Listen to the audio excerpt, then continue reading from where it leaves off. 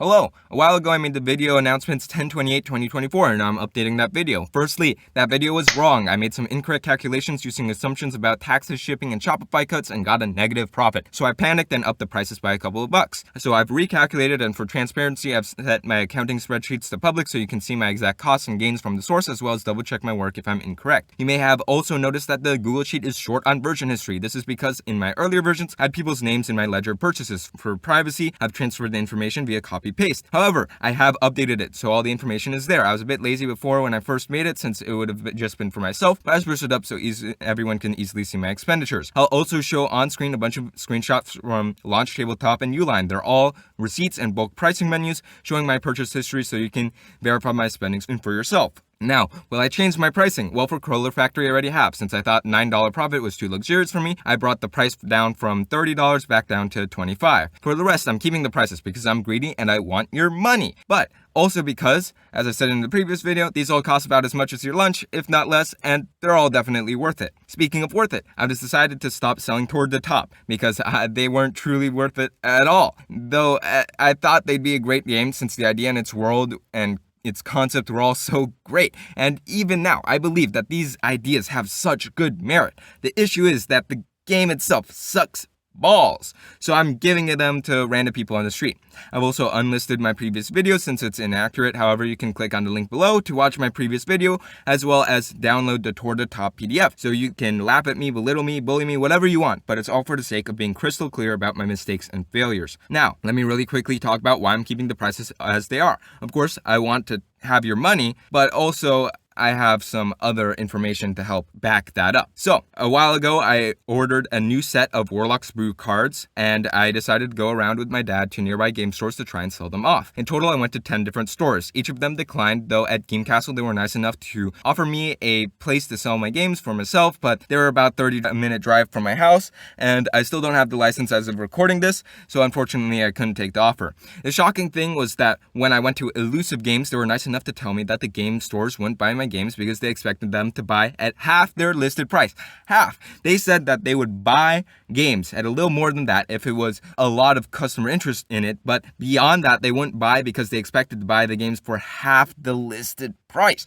So, I'm really glad she told me this because it helped to illuminate the situation for me. Again, at the time, I was convinced I was only making roughly $2 per sale, maybe a bit more since I bulk ordered the Warlock's Brew, but that's around the ballpark. So, having to sell my games for half the price meant losing roughly $6 per game sold. Now, of course, now I know I wouldn't lose $6 per game. Instead, I'd lose $0 per game sold. Of course, gain 0 as well, but whatever. But it's absurd that the retailer who didn't even make the game makes so much profit. I would only make as much profit as them if my manufacturing costs and shipping costs were $0. I'm aware that not all game stores have these prices, and I know that rent isn't cheap, but again, I'm the one actually paying for the manufacturing of the game and the one who actually made the game, not them. So, yeah, same difference. Anyways, she said that she wouldn't buy it because it wasn't a safe investment. I wasn't a name brand, people didn't know or like me, so even if I was selling for dirt cheap, no store would buy it anyways, which is, fair enough, but basically, in other words, I was screwed from the very beginning. I can't sell because I haven't sold enough, and I can be sold enough because I can't sell. Anyways, a catch-22. But that's besides the point. In other news, I figured out how to set variable pricing for shipping. So say goodbye to that flat $5 shipping fee and say hello to variable shipping system, where you pay however much USPS says it costs, as well as an additional $1.25 to pay for my boxes and Shopify's cut of the money. Let me expand on that. There is now an additional $1.25 handling fee to pay Shopify's cut, as well as the shipping container your game comes in. It usually doesn't cover that. It actually only covers that for my cheapest games. However, it's the price I'm setting, so sorry about that. I don't think that'll actually make pricing too much more expensive, but whatever. In other news, I'm working on highly edited long-form videos, so look forward to that, as well as upping my short-form video count. My backlog of video and script ideas have ballooned out of control, plus I need to make games a lot faster since I have so many I want to make. Each game roughly takes a minimum of like 54 artworks, my current rate would take about half a year to make a single game. And that won't do, because I have like 10 different games I want to make right now, and it's like increasing once a month, or if not twice a month. Like there's an absurd amount that I want to make. So I'm putting more pressure on myself to push out at least 5 short form videos each week, if not more. It's definitely unsustainable though, because I'm headed towards college in just a few weeks, so dealing with the new environment, finding out what the new workload is, and upping the video count likely isn't a great idea, but whatever. Just expect random pauses before they actually happen. Things are going to be wild. Anyways, thanks for watching. That's all. Except also, P.S.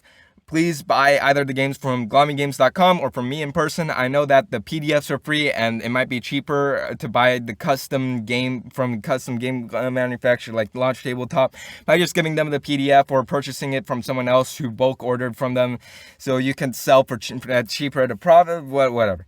But please just support the creator if you're going to spend money anyways. As I said before, my PDFs are free, as well as Tabletop Simulator. Anything that I put on there is there. So if you're short on money and you still want to play, you still can, so please don't take advantage of the free stuff to send the files to different, whatever.